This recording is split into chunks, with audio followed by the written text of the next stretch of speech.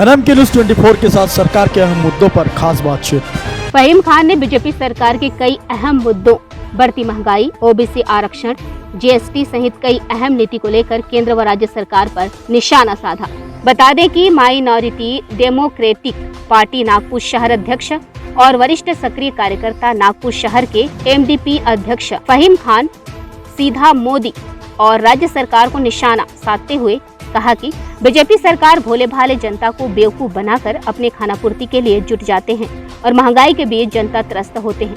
साथ ही साथ उन्होंने कहा कि ओबीसी आरक्षण और जीएसटी के नाम पर जनता को धोखा दिया जा रहा है और धोखे में रहकर पूरी जनता को बरगला रहे हैं। चुनाव आते ही कई बड़े बड़े वादे जनता के समक्ष रखते हैं, लेकिन सभी वादे और दावे फेल हो जाती है।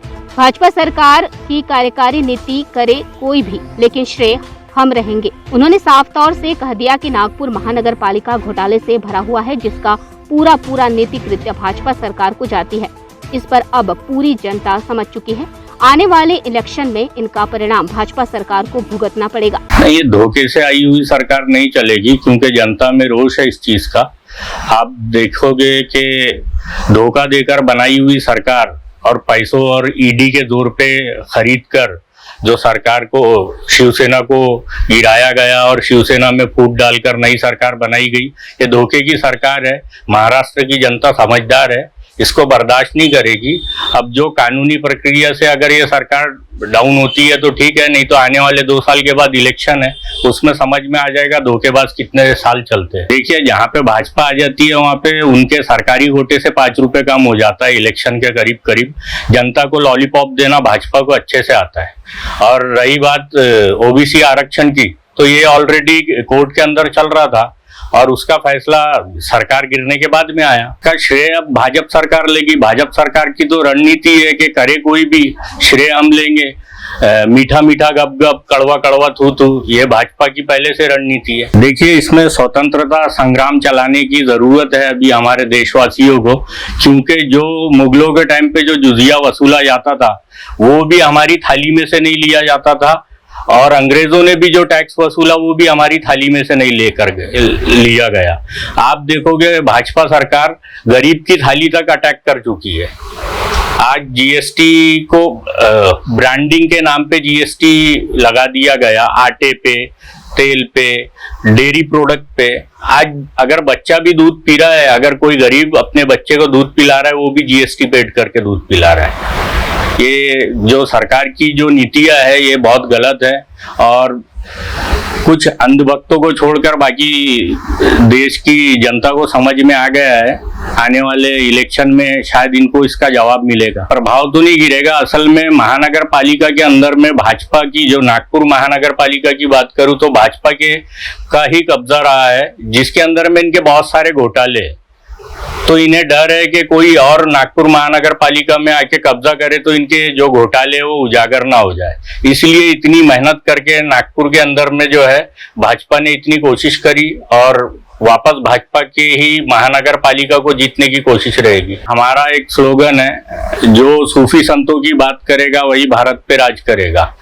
हम लोग माइनॉरिटीज डेमोक्रेटिक पार्टी तमाम माइनॉरिटीज के अधिकार के लिए लड़ती है और लड़ेगी। हम अब जो आने वाले इलेक्शन है उसमें हम पावर के साथ आएंगे, और इंशाल्लाह हमारा भी जो है ज्यादा से ज्यादा सीटें लड़ाने की जो है रणनीति बनाई हुई है, और हम इसके अंदर बेहतर करेंगे, ऐसा हमें उम्मीद है। बस यही 2 नारों को लेकर तो देश का बेड़ा गर्क करके रखा है। आज हम लोगों को समझना चाहिए, हमारी आस्था, हमारा धर्म ये हमारे लिए है, ये देश के लिए नहीं है। देश के लिए देश का धर्म सर्वोपरि है।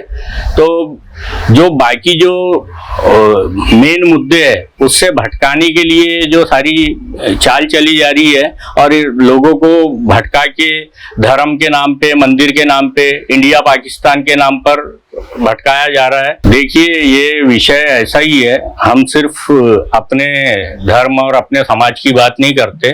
तमाम धर्मों के महापुरुषों को अगर ऐसा कोई बोलता है तो उनके खिलाफ तमाम लोगों ने मिलकर आवाज उठानी चाहिए, क्योंकि ये यहाँ पे जो है लोगों के सेंटिमेंट को। और रही बात मोहम्मद पैगंबर सल्लल्लाहु अलैहि वसल्लम की, तो वो हर मुसलमान के लिए ईमान की जान है मोहम्मद सल्लल्लाहु अलैहि वसल्लम। अगर उनकी नामूस पर, उनकी इज्जत पर अगर कोई उंगली उठाता है तो ये हमारे हर मोमिन का फर्ज होता है कि हम उसके लिए संवैधानिक तौर पर आवाज उठाए। हम हालांकि इसका समर्थन नहीं करते कि कोई किसी का गला काट दे, लेकिन देश में अगर कानून सही तरीके से काम करेगा, आज देखिए आप नरसिम्हानंद, नुपुर शर्मा, इन लोगों को Z+ सिक्योरिटी हम लोगों के टैक्सेस से मिली हुई है। करोड़ों मुसलमान रहते हैं यहाँ पे, 18% मुस्लिमों की आबादी है। करोड़ों मुसलमानों के दिलों को ठेस पहुंचाने वाली को उनके टैक्स के पैसों से सिक्योरिटी दी जा रही है, उन पर कोई कानूनी कार्रवाई नहीं हो रही, जिसका गुस्सा जो है लोगों के अंदर उभरता है और ऐसे प्रकरण होते हैं। इसका दोषी वही है जो देश को संभाल रहा है, जो बाहर से धन लाने की बात किया था, हमारे ही जेब का, यहाँ तक हमारी किचन में से भी सामान चोरी कर चुका है। उसमें भी GST लगा के हमारे किचन का बजट बिगाड़ चुका है। हमने जो है सोचे थे कि एक अच्छे प्रधानमंत्री को देखने को मिलेगा, लेकिन हमें क्या पता था चौकीदार ही चोर है।